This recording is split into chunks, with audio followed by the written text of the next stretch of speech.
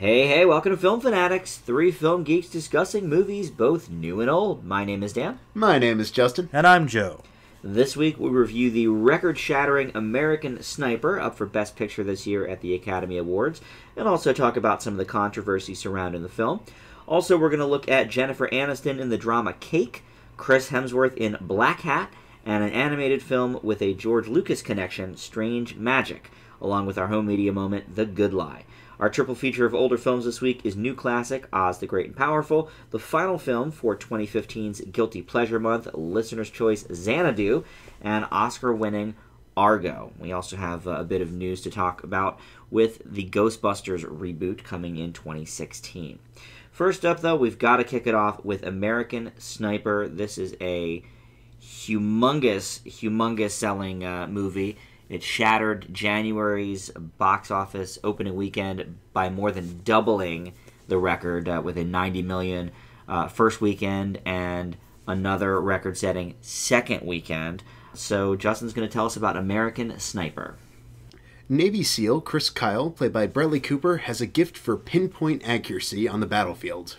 So much so that he has been credited with 160 kills and has become a legend amongst his peers. A legend.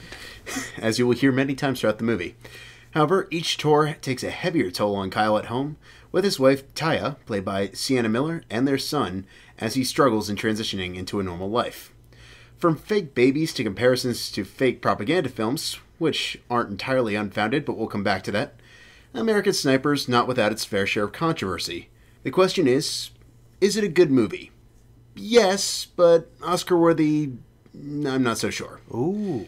Now, don't get me wrong, there's definitely a good story here, and Cooper is definitely getting into character, but I think the big issue I have with director Clint Eastwood is the fact that he definitely has some talent behind the camera, but as we saw with Jersey Boys, there is some really, really messy sound editing in this. There's some moments where his accent is so thick, I'm not entirely sure what he's saying, and I feel like the biggest issue with this movie isn't necessarily whether or not they're playing up his legendary status, but more or less of the repetitive nature of how they're telling the story. Kyle goes to war. Bad things happen. Kyle goes home. Bad things happen. Repeat 4 times until the movie's over. It's a good movie, and it's never really dragging. It's just really repetitive and has a couple problems that keep it from being something much, much better, and I give it a B. For me, I thought this was a highly intense drama. I like the way that it added the family dynamic to the typical war picture. It definitely makes the story more relatable and enjoyable for casual war movie fans like myself, but there are more than enough action and battle scenes to satisfy people who love war films. My only real problems with the film are with Eastwood's directing. Justin, I had a couple actually other problems with it than that. I didn't notice the sound issues so much, but I thought the choppy montages towards the beginning, like some of those scenes were like 10, 12 seconds, and then it was on to the next thing. I thought that was a little bit much. Also, and we'll get into this a little bit more in a bit when we talk about the controversy, there is a little bit too much of the Go America rhetoric here, but I didn't find it especially overwhelming. They did include the post-traumatic stress plot line, which I thought was good. Either way, though, the movie grabbed me. I came out crying. I don't think it will honestly win anything at the Oscars, but I give it an A. Joe? Personally, I thought it was well directed and shot specifically. I thought that the action scenes on the war, the battlefield, I thought they were the best part of the movie. I thought they seemed very authentic, very disturbing, very intense. Definitely the best aspects of drama were there. In addition, though, I thought that Bradley Cooper's acting was very good. Actually, I thought he really got into the role. He definitely physically got into it. I thought he was trying to really channel this character best he could. I thought he did a very good job. I think the biggest problem for me, though, was I felt like in the script there was something missing from his character development. Like, I felt like, despite everything that I saw in the movie, they really did establish that he was a great sniper. But that's the only thing I was 100% sure about him. Mm-hmm. Like, I came away from the movie feeling, okay, this is basically a biopic about this guy, and I still feel like I didn't quite know him. I'm not entirely sure what the messages we're supposed to think regarding him as a family man or even as a man. I think that basic aspect was a little too simplified, but that's really the only major issue I had with the movie. I'm actually going to leave it a little lower than you. I'm going to give it an A-. Okay. So your prediction was right, Dan. I'm a little in between you guys. That's kind of what I thought. Yeah, it's funny. I thought the direction on the war side of things was great. Definitely. You know, it was all of the other stuff that I thought is where Eastwood kind of lost focus. And you guys are right. I mean, at the beginning, okay, we get a little bit about a childhood, like literally a scene. Yeah, so we know a little bit about him, and then there's his training, and then there's the stuff as a cowboy. But it's all literally like within a few minutes. I'm like, by the time I learn one thing about him, I'm already learning something else. Yeah. And then you're right. It goes back, and nothing really happens. Okay, he's sad. Obviously, it's affecting him. But that's more the performance than anything else. You know, there's really not much there, honestly. Well, it's like take everything that we knew about the guy from Unbroken, which was already, I thought, very minimal. Yeah. And cut that, maybe even less. You know, it's a similar. Yeah, we don't know a lot about this guy other than he was a rodeo guy. Yeah. And then decided to join the that Navy. was it. That's he has a brother. And we're like, yeah, I want to do it. Like and he literally says, I just felt like I want to do it because I want to do something with my life. Like, what really caused that change? You know, like you didn't just wake up one day and say, hey, I'm going to be a freaking Navy SEAL. Like, that's a pretty big decision. Well, I think that is a problem lately with Eastwood's storytelling, because Justin mentioned Jersey Boys, and really, I mean, this is by far the best Eastwood movie for me in close to a decade. I mean, I did not like Invictus. I didn't like the Tsunami one with Matt Damon. What about Hereafter. What about Torino's his last really good movie. And that was probably about 8 years ago by now, maybe? 06, 07? I think it's 09. All right, well, maybe not quite a decade then. Maybe 5 or 6 years, let's say. But, I thought Bradley Cooper did a great job here. Justin, I know last week when we did our top 5 Oscar snubs, he was the one you had kicked off of your Best Actor docket. Joe and I couldn't really have a say in that because you were the only one at the time who had seen the movie. I still would say I would kick Steve Carell off before Bradley Cooper. I thought he did a really good job here. I thought he did well too, honestly. I was okay with that nomination. I mean, I see where you guys are coming from, but for me it was great performance, good performance. Okay. Like, Cooper does a good job.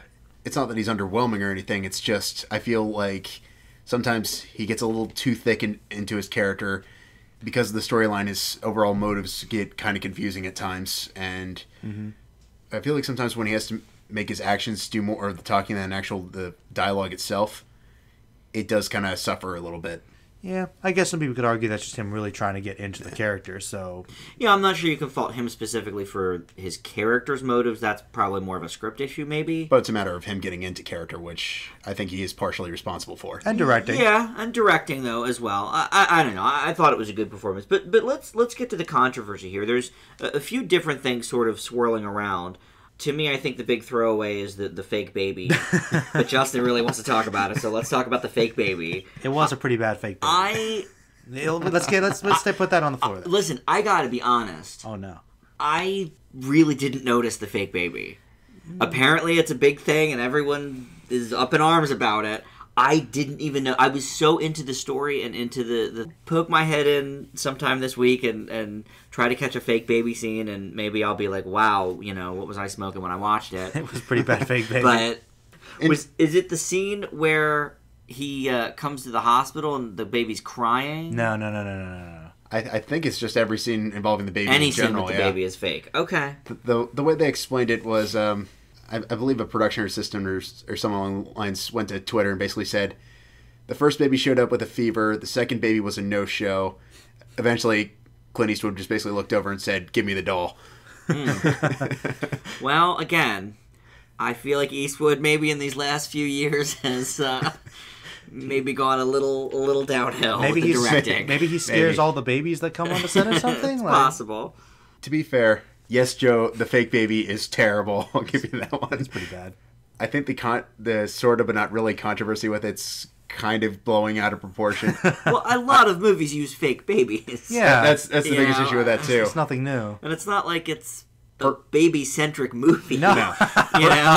Personally, I think it's more funny than anything else at this point. Yeah. But to be honest, the fact is it's such a well-shot movie, and Clint Eastwood's got all this experience. The fact that he wasn't able to hide the obviously fake baby, it's kind of a big slip-up in a big movie like this. But I think it speaks to me and Justin's point that the directing maybe is one of the weaker elements of the film. Well, no offense to the You guy, know. but he's pretty up there. Maybe he Yeah. gets tired and misses some things. It's possible. It's a lot of work for a big project, you know? Well, maybe that's why you don't do it then. I don't know. Well- I mean, there's a reason I think he's not up for Best Director. But to me, the real controversy is surrounding the politics of the film. Definitely. And this kind of thing.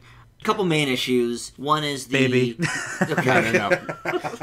Was one of the big ones, right? The big one I would say is possibly the propagandic nature of the film. And then the other one I would say is sort of the... Glorification or... the glorification, I guess, of Kyle's character and, statements made in the negative by people like Michael Moore and Bill Maher and that kind of a thing. So I'll let you tackle whichever you feel like talking about. The big thing that they focused on with this was the glorification of Chris Kyle's quote-unquote legend, which is thrown in throughout the entire movie of his credited kills, taking the angle that it was this glorious murdering spree, which I feel wouldn't be so much of an issue if Eastwood hadn't taken such a black and white. It feels like, oh, the Go USA thing is we're the great heroic guys and the enemy is all terrorists. They're all evil. I was talking to Joe earlier this week, and he's like, and you were telling me, well, I mean, clearly he's not okay about some of the kills, particularly one fairly early on in the movie, but I just kept thinking at the exact same time, that's only because of one minor factor that's kind of spoilery, so I won't get into it. And the rest, he's pretty much Okay with it? Okay to dead cold about. But see, I did not get that impression of this character. And here's why. I feel like, take the car mechanic scene where he's dropping his car off and the guy recognizes him, oh, you saved my life, this and that. He really is not... I don't know. He doesn't quite fully know how to handle that. It's almost like when he comes back, you're like, you know what? I don't want to think about Right, the war. like, I don't want to think about what happened out there. I don't think he is wearing this like a badge as much as everyone else is wearing it for him. No, it's... You know what I mean? I'm not saying the character himself is... Oh, but you're saying the movie on the whole. Yeah, Eastwood is giving us this sort of black and white mentality of it that is where I think a lot of people are taking this angle. I'd say it was oversimplified, like I said in my Yeah. review. Yes, Generalized. that's probably true, but I feel like a lot of people in the military do feel that way and have that attitude. I didn't think it was a disingenuous portrayal. I'm not denying that. I just think he paints the antagonistic characters as these consistently evil characters. There's this whole semi-rivalry subplot that's a little too Hollywood for my taste. Yeah. That I guess was supposed to be clever, but we've gotten so many better pull-offs in far better war movies. Enemy of the Gates? Yeah. I guess I just sort of thought of it as, this is... First of all, it's called American Sniper. I mean, I feel like this is a movie through the eyes of an American soldier.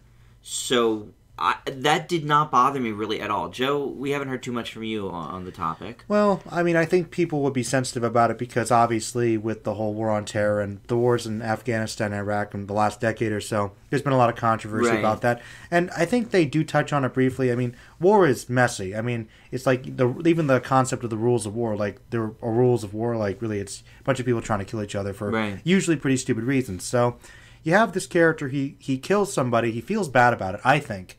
We do see that, but you are right. I think it doesn't quite balance because, like you said, when he goes home, he doesn't want to talk about the war. Right. He doesn't want to deal with it. He doesn't want his kids to know anything about it. Basically, he's like, I'm proud of it, but I don't want to, brag about it. It's not something I want to go in. And then he seems like he's obsessed. He wants to go back in a battle, and then all his friends are gung ho, like, let's go kill the terrorists. Let's go kill these SOBs. It seems like a complete switch off, and maybe that's something about his character with the PTSD we don't know. But once again, like I said, they don't really go too much into it. It's just like it's a lot of things implied. That's why I'm not sure how he feels about it. I I'm not sort sure. of took that last tour that he went on as just a revenge mission. Yeah.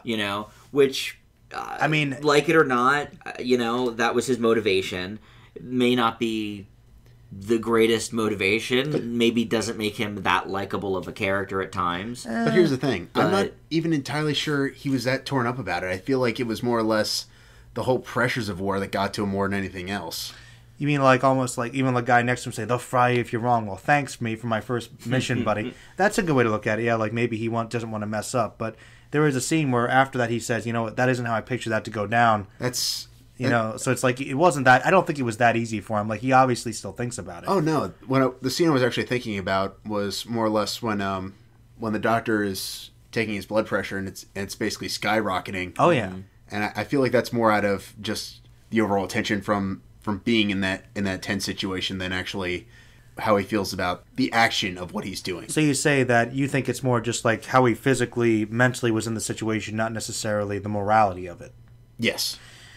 That's one thing that's hard to read too. Like I said, there possible. was some great performances here, but the script could have used some fine tuning, I think, because some things are very ambiguous for a movie that's called American Sniper, that's supposed to be about this man and how he feels and how he perceived himself. Even if it's just this one section of his life, I'm still not entirely sure how he felt about it. He was good at what he did, but his motivations are still kind of unclear to me. For a movie about a sniper, it's got some murky focus. Exactly. You know? Like I said, it was enjoyable. I still think it hit some good emotional notes, but I didn't feel like it was quite solid enough to get this amazing grade from me because I didn't quite know the man. No, you're not wrong. I mean, I guess for me, I don't typically like these kinds of movies, and I was very emotional about the last, say, 5 to 10 minutes of the film. So it hit me, I guess, more of how it's hitting a lot of audience members.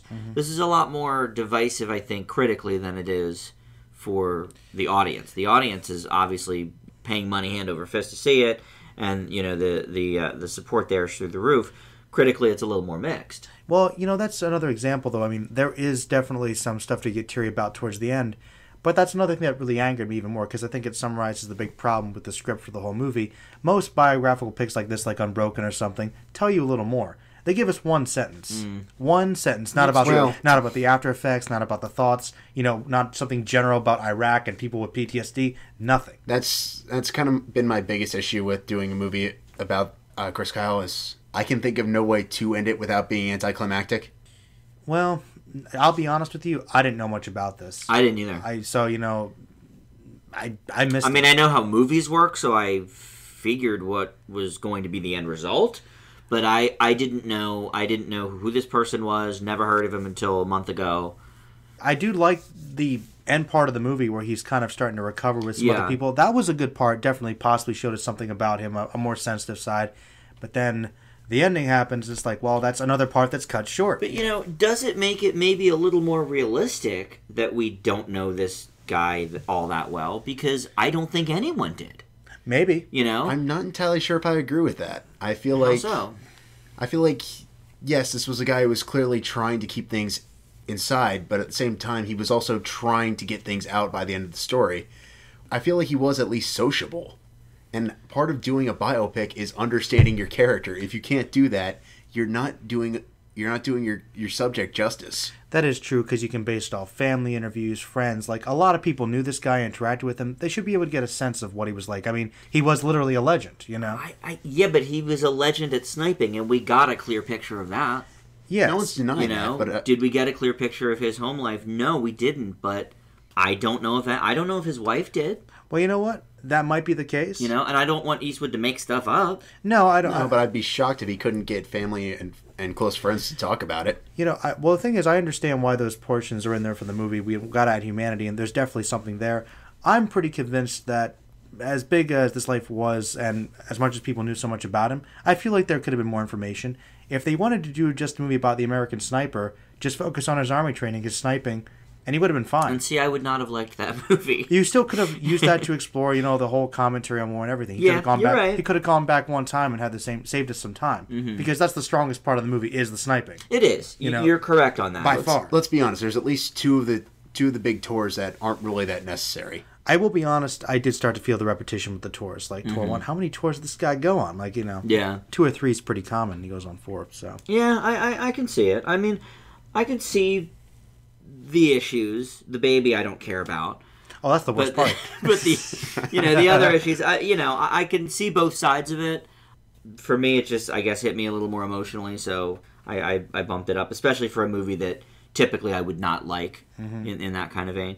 But we have a lot of other movies to cover, so let's move on next to Cake. This is a drama in which Jennifer Aniston plays Claire, a woman who we first meet in a support group for chronic pain sufferers, and whose fellow group member Nina, played in Dream Sequences by Anna Kendrick, has just committed suicide.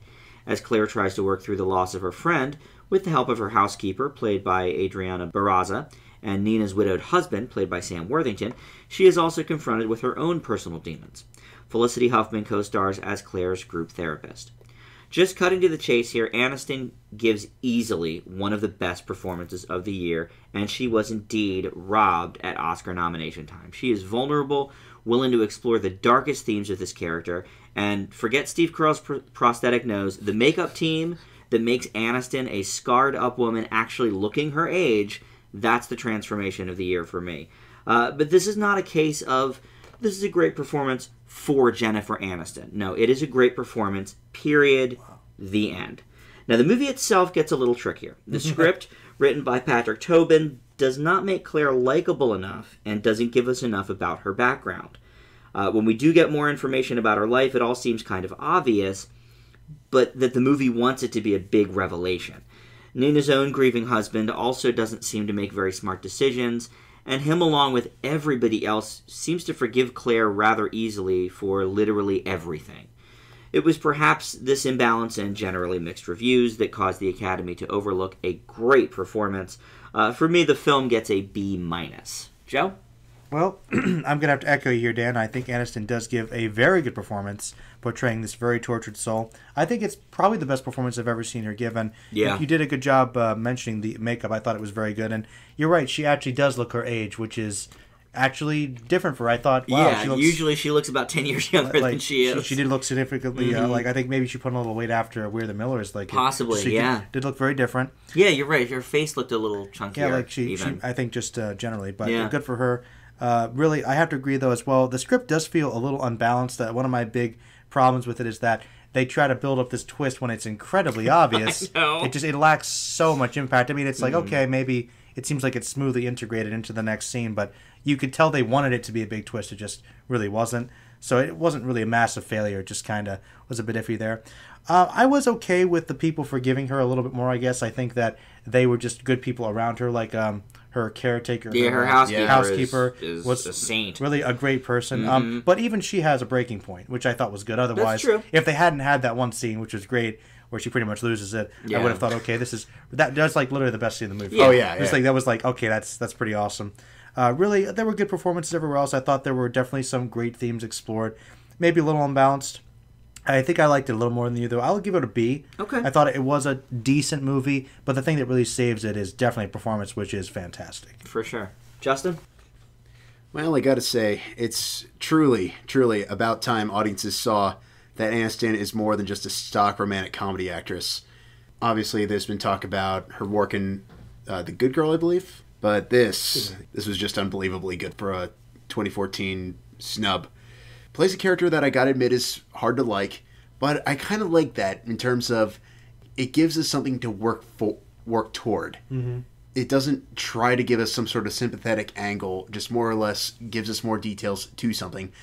I admit the twist is kind of obvious and doesn't have quite as much punch as it wants to, but for me, the biggest and most frustrating moments in this movie aren't necessarily that, but more or less with the role of Anna Kendrick.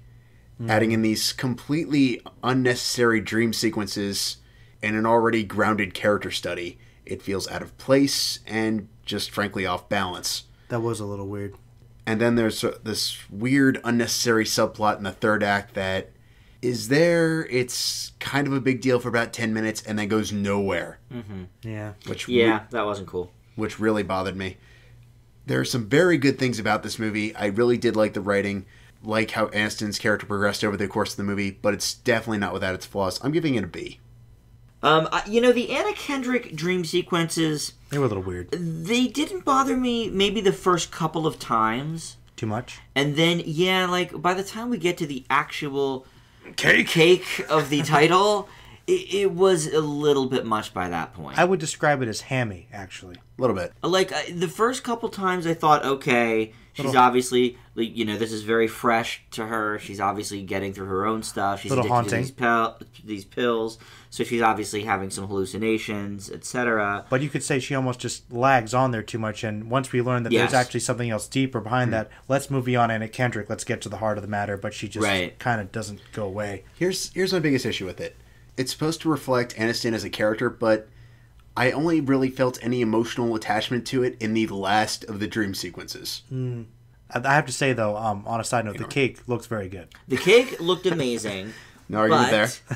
I mean, weren't you thinking the whole movie, though, like, why is this called Cake, into the last, like, 8 minutes? Yeah, I thought there was... Pretty much, yeah. I was trying to, like, justify it in my mind. Like, okay, well, is she having her cake and eating it, too? No, not really. More metaphorical. Yeah, like, I was trying to think outside the box. Life is like a piece of cake. Yeah, like, life is like a piece of cake. But not really. I just...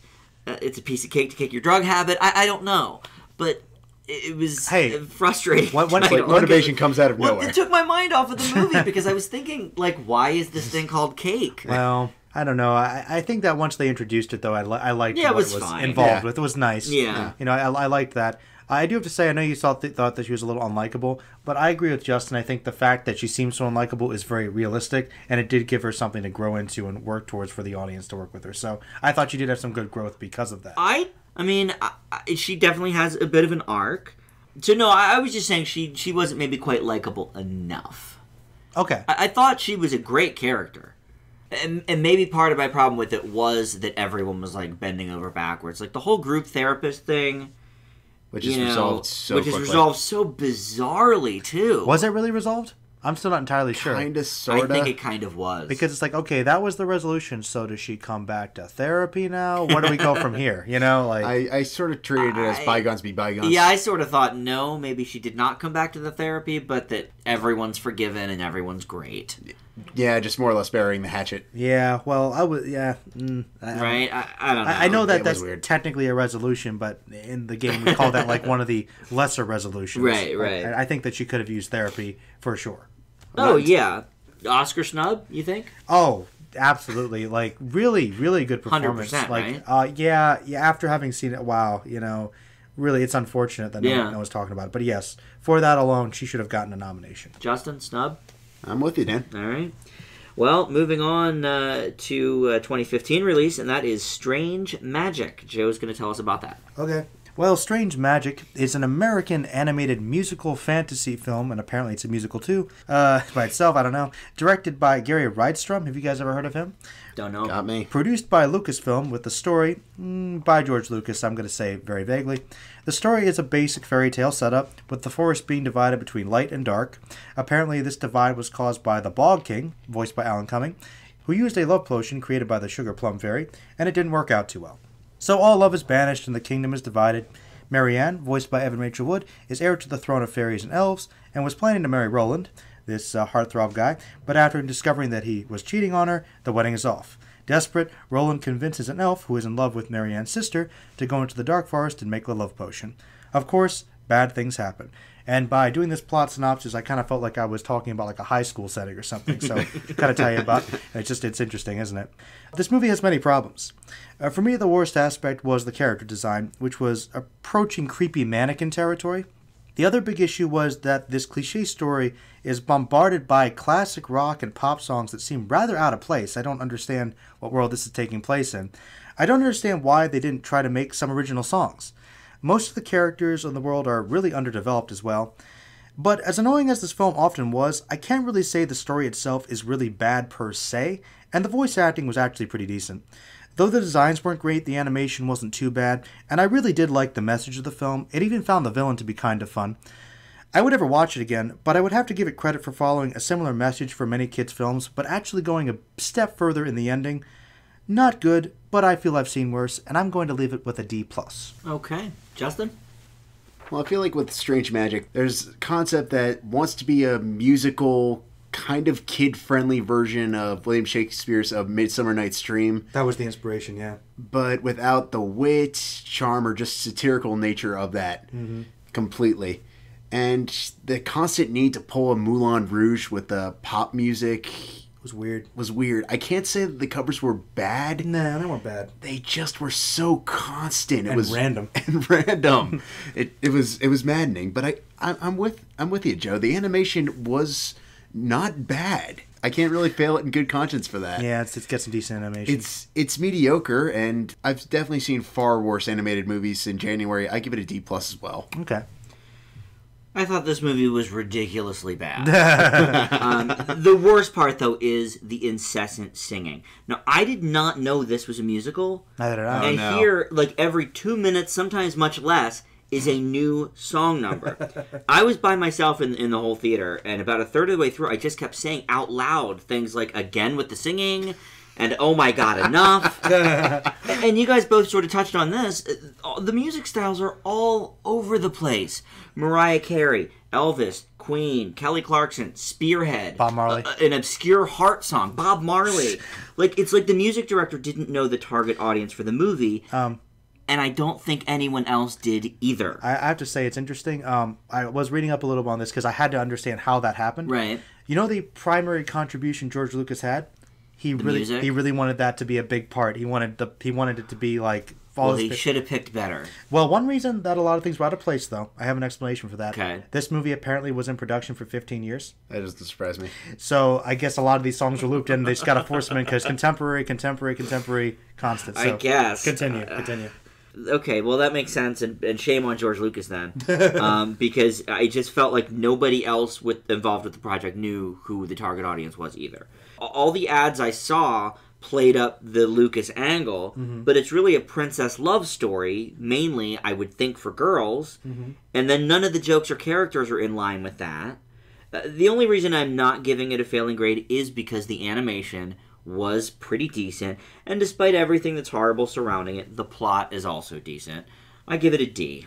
Well, one thing I actually thought was decent about the movie that I did genuinely like, that the one thing I liked is that the whole message of everybody needs to be loved and don't judge people by how they look on the outside. Yeah. A lot of movies do that. I mean, it's pretty played up for kids, but generally it kind of ends with everybody kind of following through with that message but not really following through with it.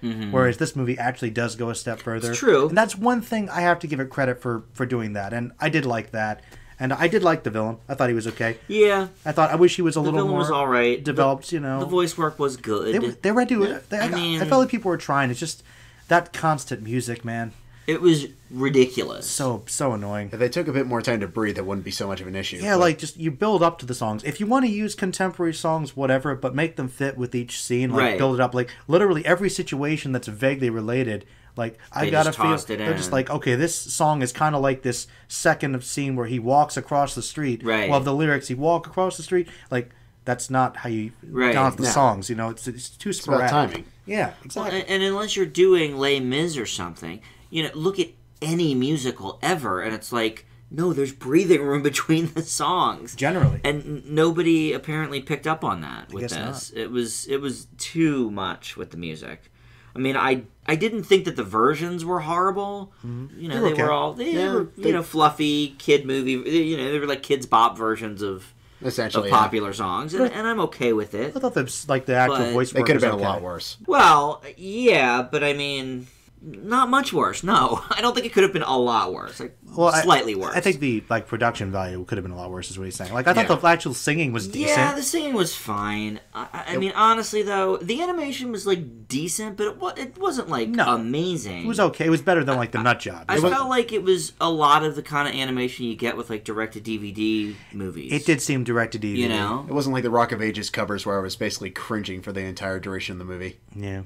The Rock of Ages, the music was about the best part. I'll agree with you, Dan. I don't think it's a very good movie, but I do think that there are good things in it somewhere. Yeah, I do, and that's why I couldn't fail it. But you said it, Joe. I never want to see it again. Oh, never, or any part of it. Never, not even remotely. Not even. All right. Well, up next we have Blackhat, and Justin's going to talk about that one. Good luck. After a series of supposedly random terrorist attacks, talented hacker Nick Hathaway, played by Chris Hemsworth, is recruited by the FBI and CIA to help capture the person responsible. As the search across the globe begins, dark secrets come to life, and nothing may be what it seems. If Blackhat sounds unnecessarily complicated, it is.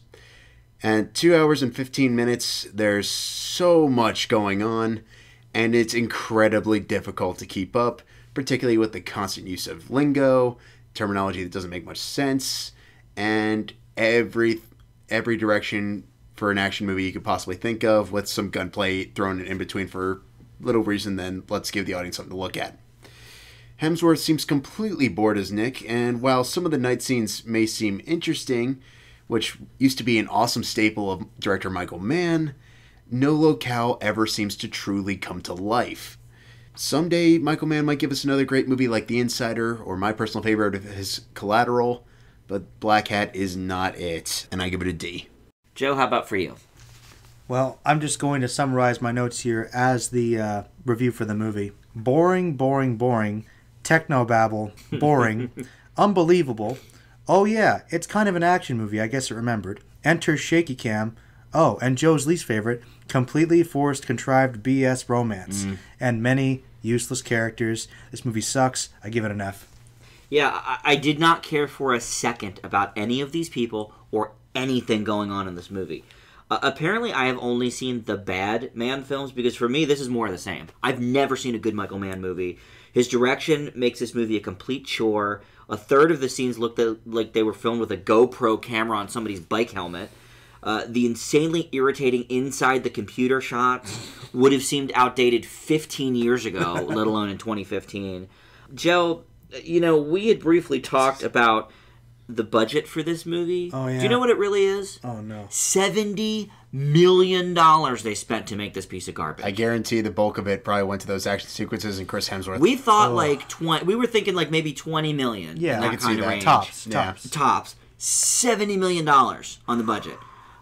Justin, you're right. The Hemsworth is just sort of here. He's asleep. He shows up. He makes out with the Asian girl. It's good for him. Again, ridiculous romance. I liken it to Sabotage in that regard. It's slightly better than Sabotage, but like a hair. Only a hair.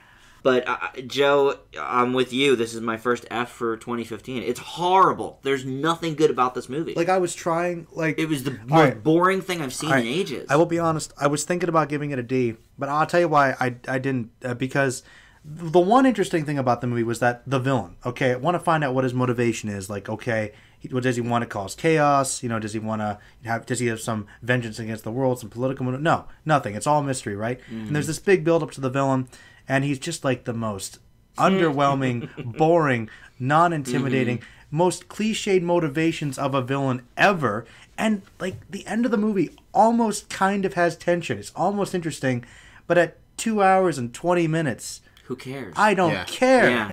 Well, and unlike you, Joe, I never cared from the beginning who was the Blackhat or who's doing this for what reason. I didn't care. There was one scene that was remotely interesting, and there's an explosion. I'll say that. So you might know what scene I'm talking about, because there were only about 2 action scenes in the whole movie. Yeah. But I mean, that's not enough to to take it anywhere. And Viola Davis is in this, who I really like. And, she's pretty good. But boy, she goes back and forth with the project she picks, because she was in that terrible, Extremely Loud, Incredibly Close, and then she does stuff like How to Get Away with Murder on TV, which is great, and then this, and I want to like her in everything, but here it's like her character just is useless. Well, literally, she flip-flops on what she wants to do. Right. Like, okay, I'm going to take you out. No, I'm going to put you in a prison. I'm going to go here. I'm going to do that. Let's move there. No, stay. If Hemsworth actually cared enough, he might have said to her character, what do you actually want? Like, what are you actually doing? But he didn't. He was just like, okay, cool. Help me help you. Yeah, help me help you. Why does he care? He didn't seem like he had any reason to help anybody. And, like, there's that whole thing between, like, the girlfriend and, like, her brother and him were friends. Mm-hmm. But the only reason we have to say they're friends is literally they say they're friends and they hug once. Mm-hmm. Yep. Everything else, they try to build it after that is like, oh no, what do you see when you look at me? What's good for my sister? I see nothing for her, no future. Like, wow, you guys really care about this. Like, oh, God, terrible. Well, our final film in the new releases is our home media moment, and that is The Good Lie, starring Reese Witherspoon. Joe's going to tell us about that one. The Good Lie is a 2014 American drama written by Margaret Nagel, and directed by Philip Falardeau, I believe that's how you pronounce it, and stars Reese Witherspoon, though not really. It follows 4 young Sudanese refugees, known as the Lost Boys of Sudan, who are helped by Carrie Davis, played by Witherspoon, a brash employment agent, after they win a lottery for relocation in the United States. When one of them is sent to a different city, the boys struggle to deal with adjusting to their new lives and being haunted by their difficult pasts. The events are based on real experiences of refugees, and I remember the events slightly from my childhood. The church where my Boy Scout meetings were often held were actually helping several refugees around this time. The aspect of this film that works the best is when the narrative follows the internal struggle of each of the boys. The journey they make across the desert following the devastation of their village really utilizes some good tension and a true sense of desperation. Sadly, this goes by pretty fast. The rest of the film deals with the struggle in America, and it is interesting, but not quite as meaty as I think it could have been. Despite this, there are some really good performances, and the film does tread over some sappy cliches, but thankfully not too much. Overall, a good story with genuine heart that I wish it dug just a little deeper into the more powerful story, and I'm going to leave it with a B+. Okay. For me, this movie just flew by. It felt like 45 minutes. I mean, the pacing of this is great. Witherspoon gives a great, but not quite Wild-esque performance. Not quite that good. No. But the true standouts here are the Lost Boys. Unlike in The $1 Million Arm, where it's really John Hamm's show and the Indian boys are more like the window dressing. Good comparison. Thank you. This is really the Lost Boys type movie. Add something you guys might not have known. Yeah. Of the 4 actors there, 3 of them were actual refugees at one point. Wow. That came from that. Isn't that interesting? They're not actors. They're channeling real experiences. That explains the promo. That's actually not surprising, Joe, because these guys are so very interesting, and they make the movie touching, gripping, at times funny, even in the fish-out-of-water scenarios that we've seen before once they get to America. But they do have great chemistry together as well. So for me, it's an A-. Really liked it. Justin? Well, with The Good Lie, I feel like the first third of this movie feels like its own sort of entity. True. And then we get the latter section, which I feel both helps and hurts the film as a whole.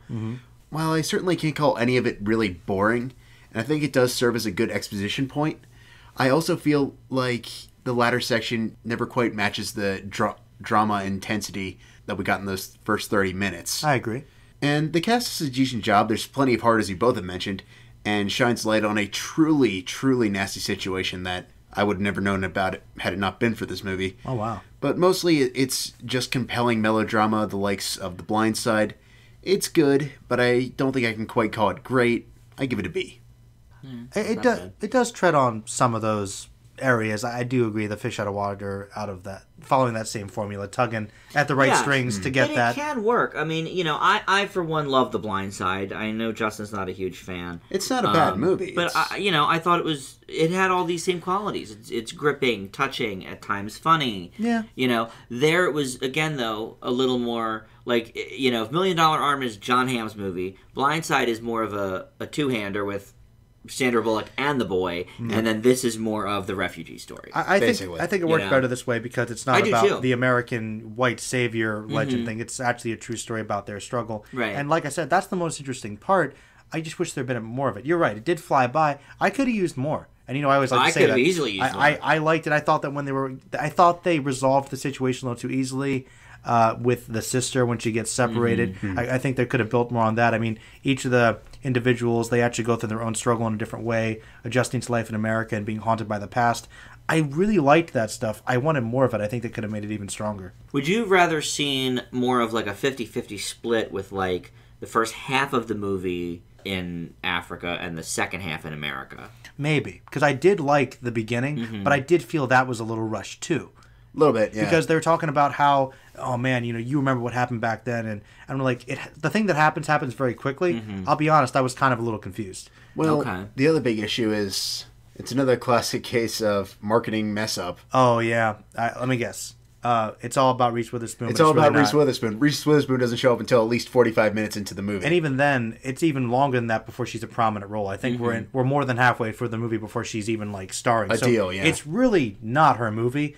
But that was a good marketing ploy because it's getting people to see this movie to tell them this good story. So would you say that it's kind of a good lie, Justin? I mean, not bad, Joe. Not bad. I don't think the typical general audience is going to go see the refugee movie starring the Lost Boys that you've never heard of over a gripping melodrama starring Reese Witherspoon. Mm-hmm. So I agree with you. I think it's a good lie. It is a good lie because it's a great movie, and obviously it didn't work either way because nobody saw it. Didn't really do that well in theaters. But hey, we wanted to see it. We did, and we were supposed to. And what happened was the initial limited run did not do very well, so Warner's pulled the plug for the rest of the country, unfortunately. It's a good movie. Sadly. It's unfortunate. Yeah, it is.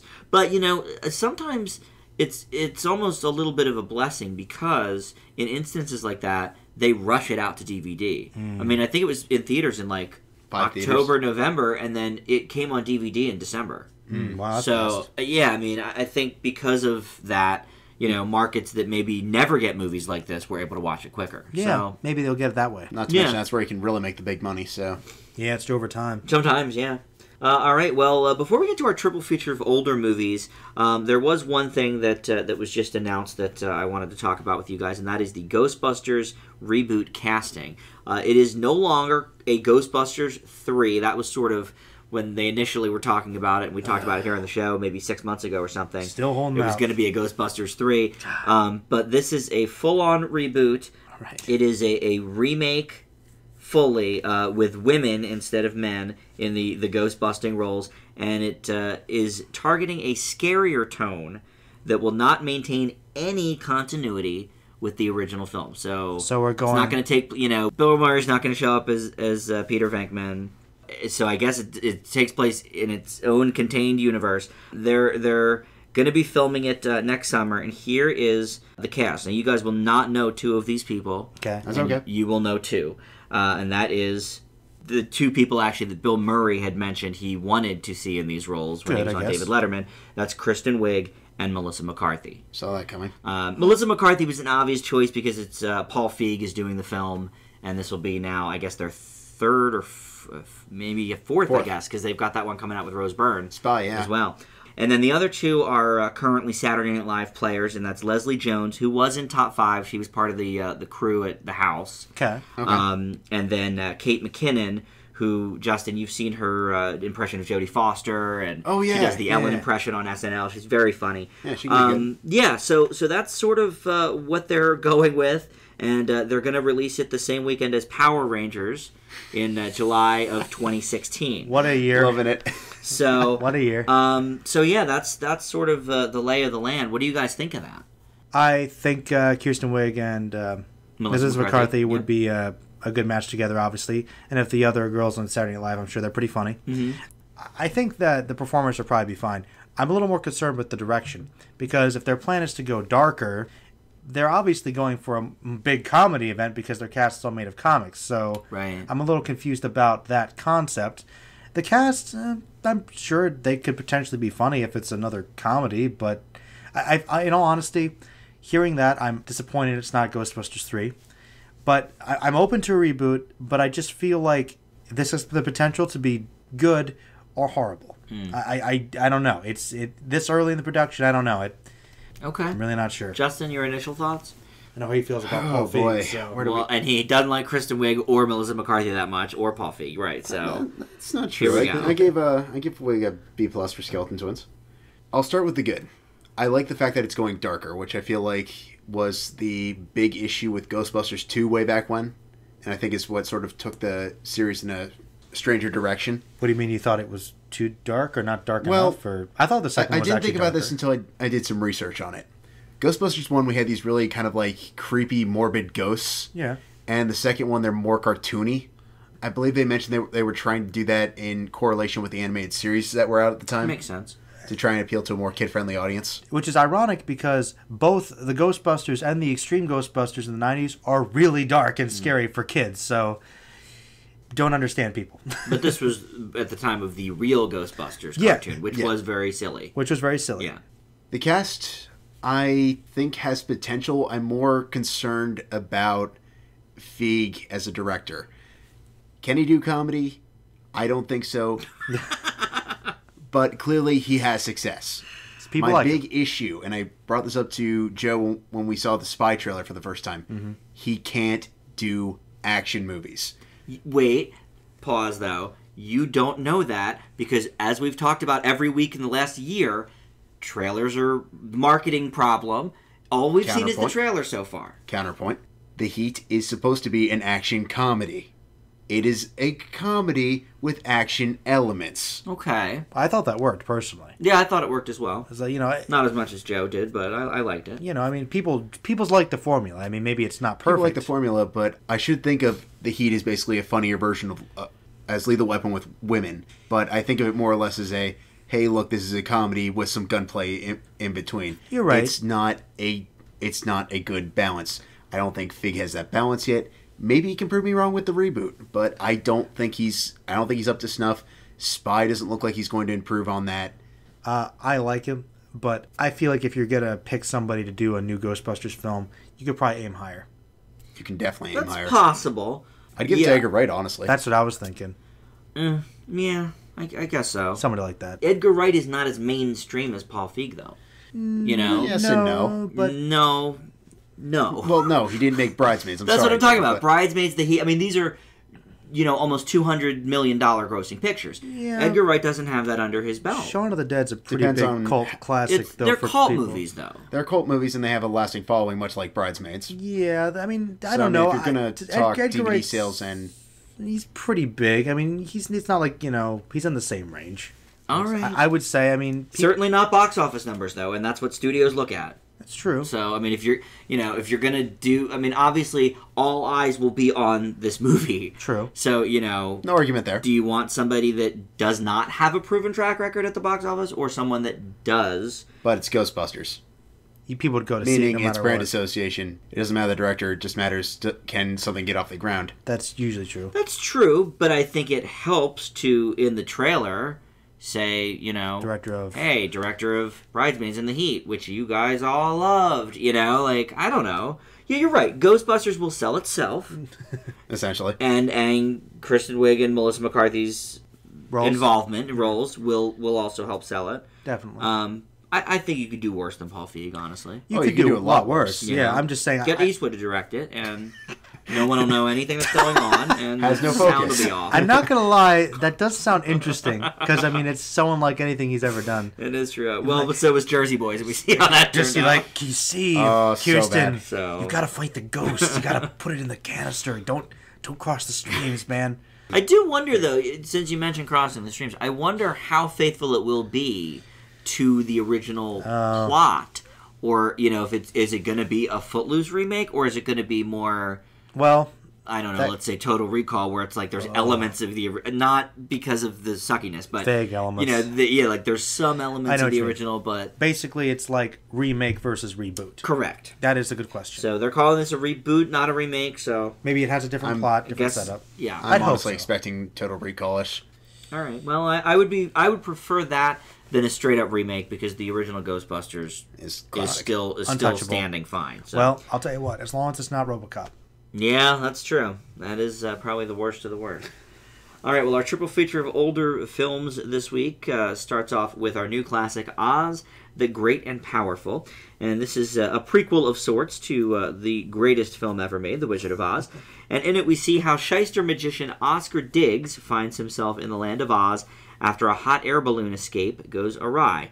And he teams up with Glinda the Good and the Munchkins to face off against two Wicked Witch sisters and become the Great and Powerful Wizard of Oz. He is played by James Franco, Glinda by Michelle Williams, Rachel Weisz and Mila Kunis are the Wicked Witches, and Zach Braff co-stars as Oz's flying monkey companion. It would be hard to even come close to topping the 1939 classic, and this certainly doesn't, but it is a fantastic movie for both hardcore fans of that film and for newcomers or children who have never even seen it. Director Sam Raimi has such obvious reverence for the original film, with lots of Easter eggs and touches for the fans, but at the same time really does make this a standalone story without ruining anything about the mythos. Franco is a great Oz, and has just the right balance of snark and heart. Some people have complained about Kunis's portrayal of one of the most classic villains of all time, but honestly, she does fine. Nobody will ever be able to recreate Margaret Hamilton's Wicked Witch, but Kunis gives it her best, and it is as effective as it needs to be. The movie, for me, is a solid A. Justin? Well, I think it's such a bold move to try and do something new with the Oz mythology in this day and age. I agree. But I think it's even bolder to write a completely original Oz story. Legends of Oz. Yeah, we saw how was it not could an go the other original way. story. We saw how it goes the other way. Well, yeah, that's. But I think it's even bolder that we get an original story that knows and respects the lore. And I feel like if there was a director perfect for that, it's Sam Raimi. Mm-hmm. He gives us such a fun, vivid, exciting film with some great action and, like you said, Dan, plenty of awesome references. Unfortunately, I don't think Franco and Braff are quite up to snuff with some of the other actors. I thought Joey King completely stole the show as China Girl. She was great, yeah. Oh, yeah. Overall, I thought this was a very fun movie.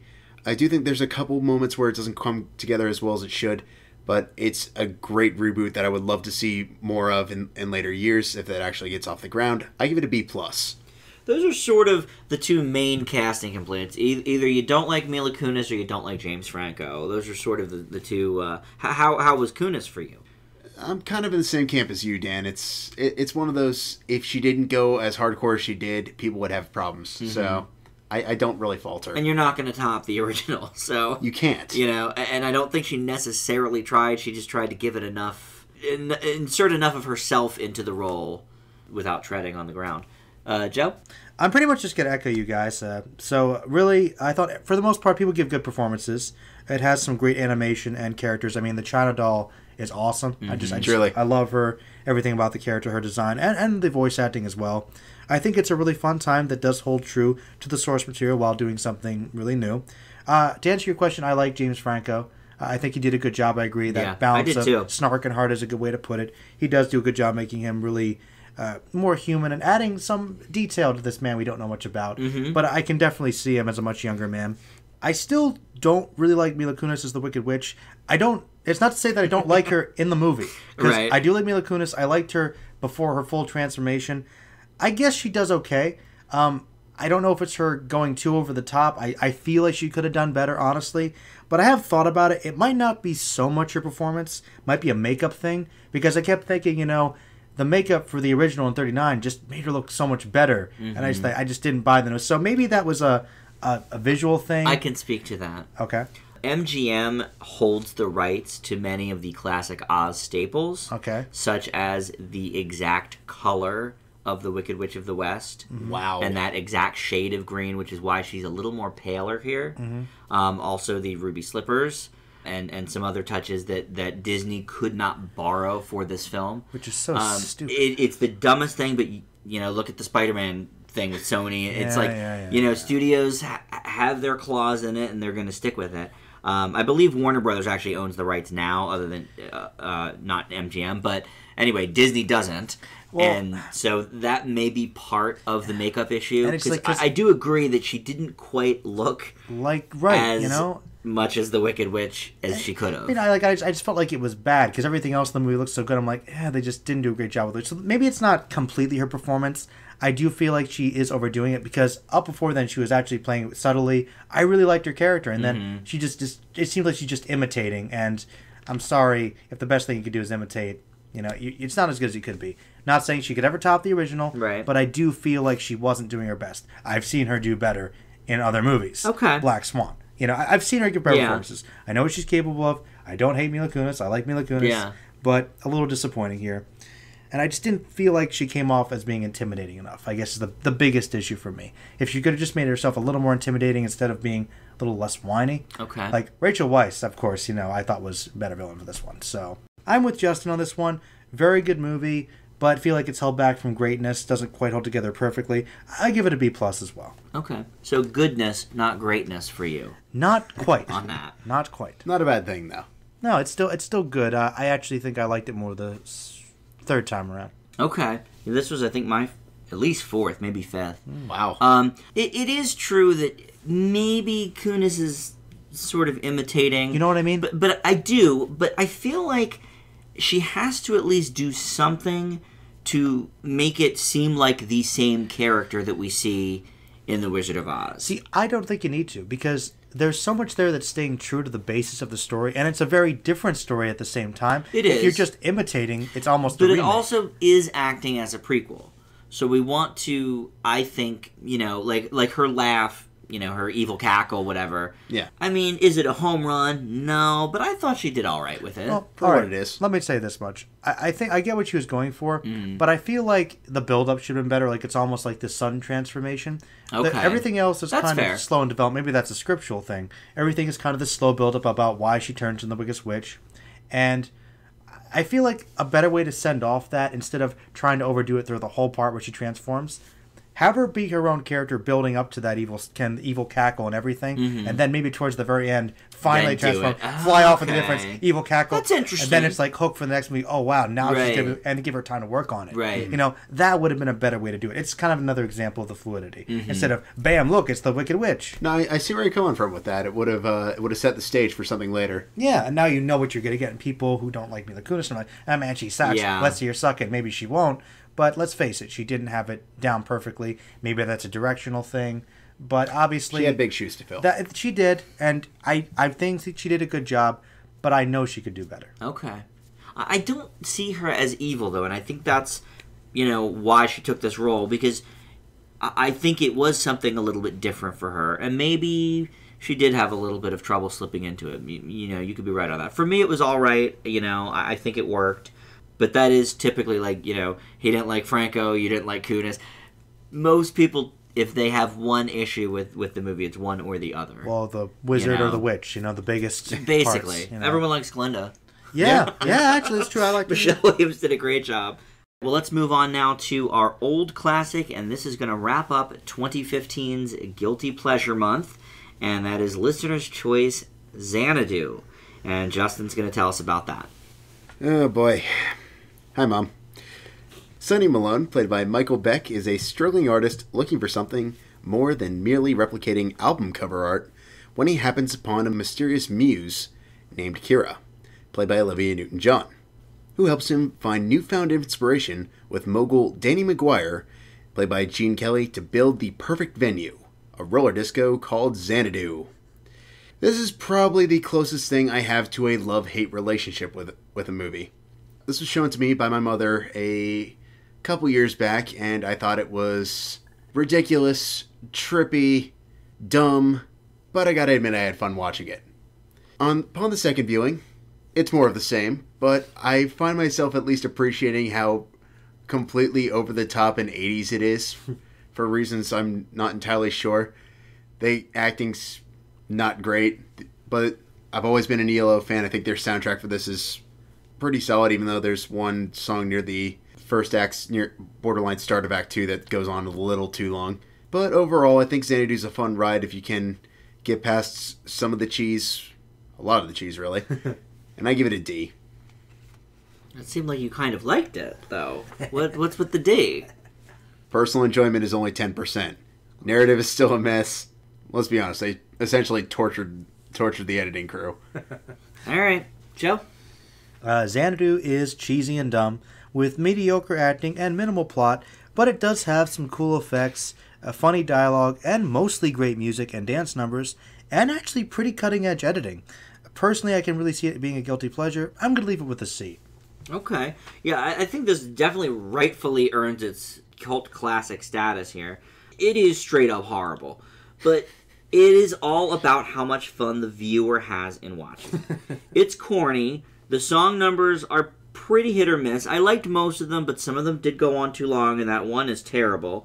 The plot barely really makes any sense, and you actually have to feel bad for Gene Kelly.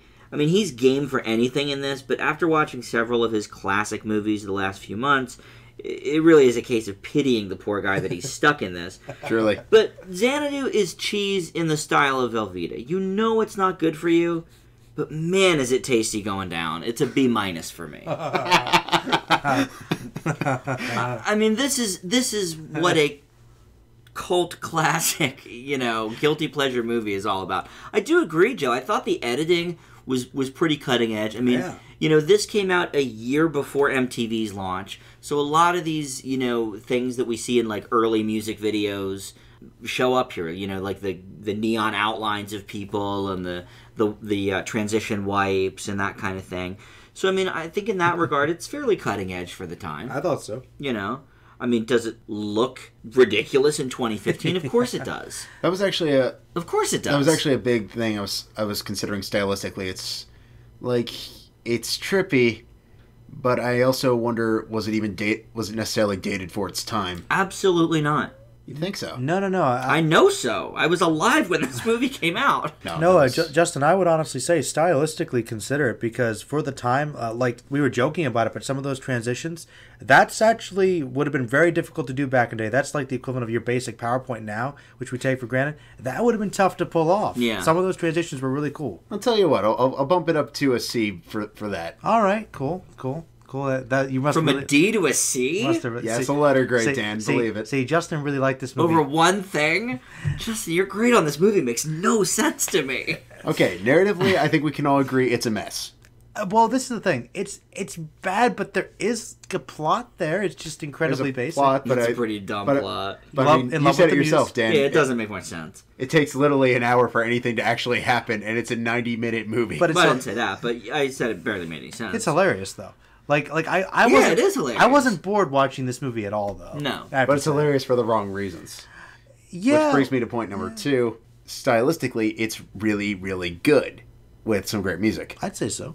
In personal enjoyment, it's fun in a total so bad it's good kind of way. I think Dan wants you to admit you like the movie, Justin. It's okay. Well, the grading in this movie doesn't make any sense to me. Well, okay, this is one thing I was wondering about. I was looking this up. Apparently, Xanadu is the inspiration for the Raspberries.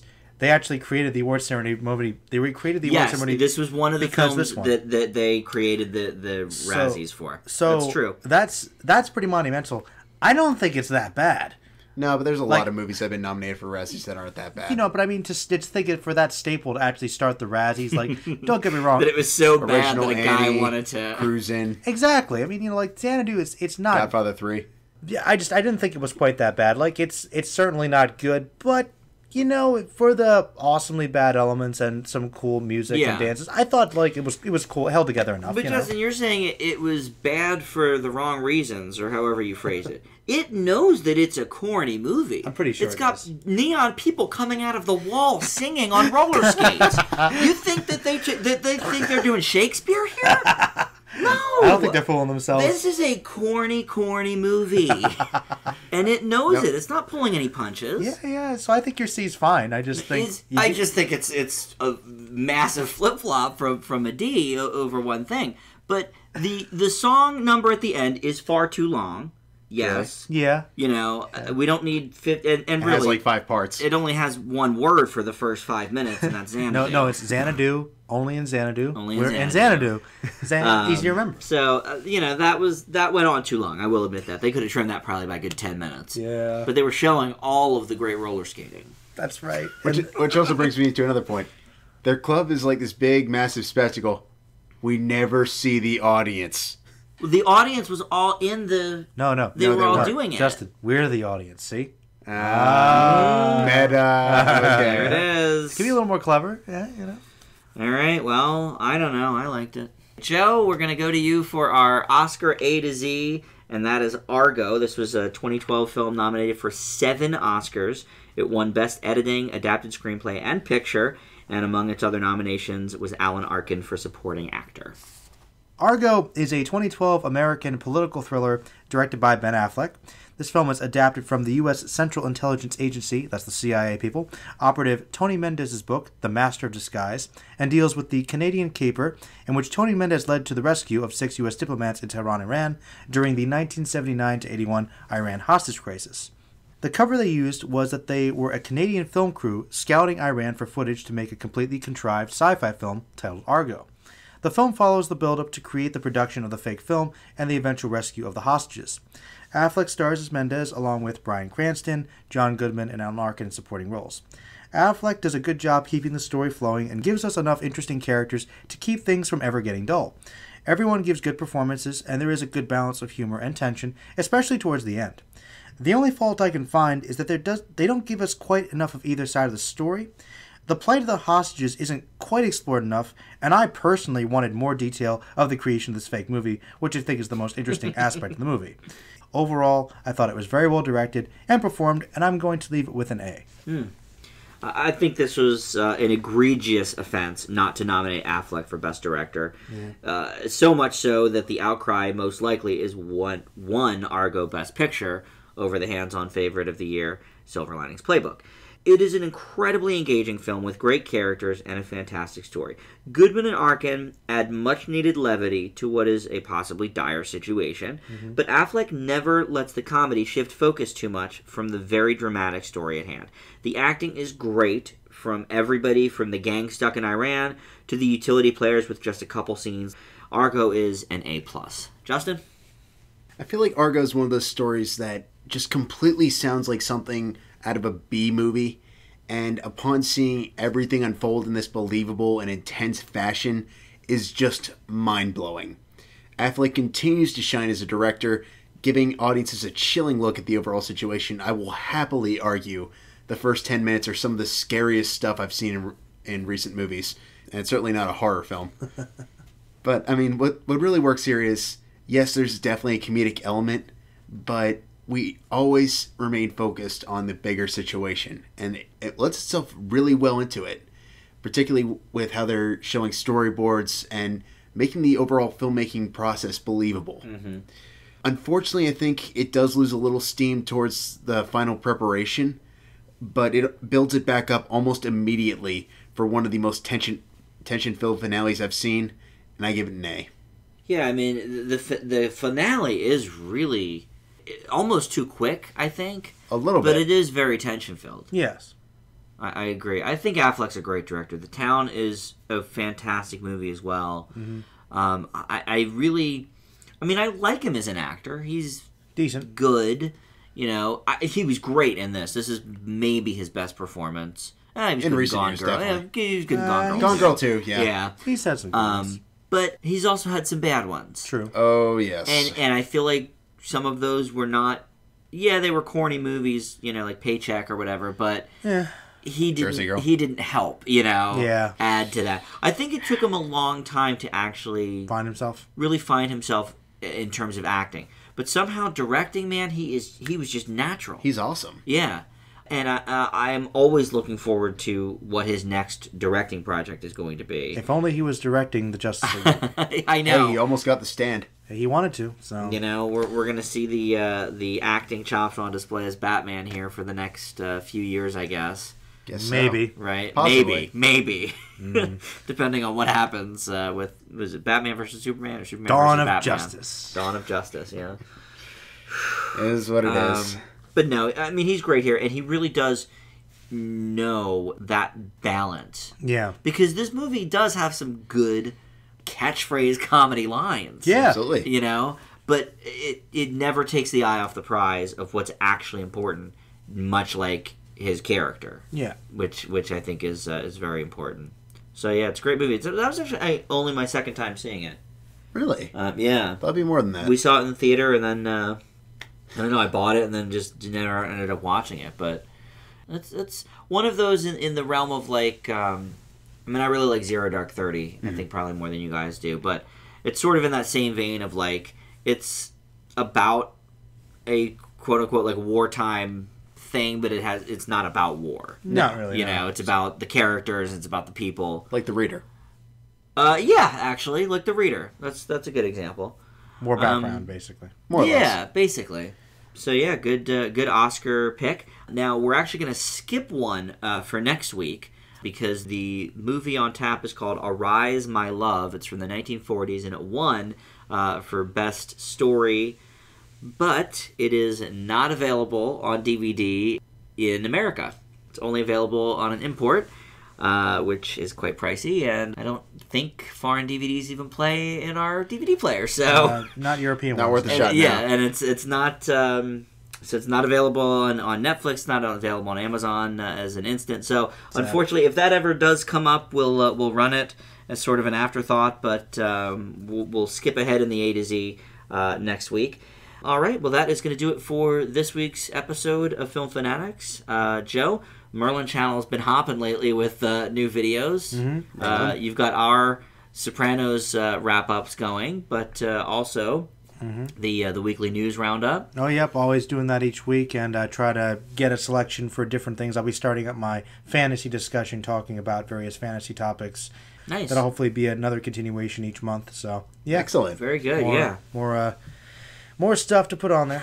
Yeah, just about every other day there's something new. Making myself work, yeah. Yeah, and for you listeners out there that have not subscribed yet to our channel on YouTube, go ahead and do that if you'd like.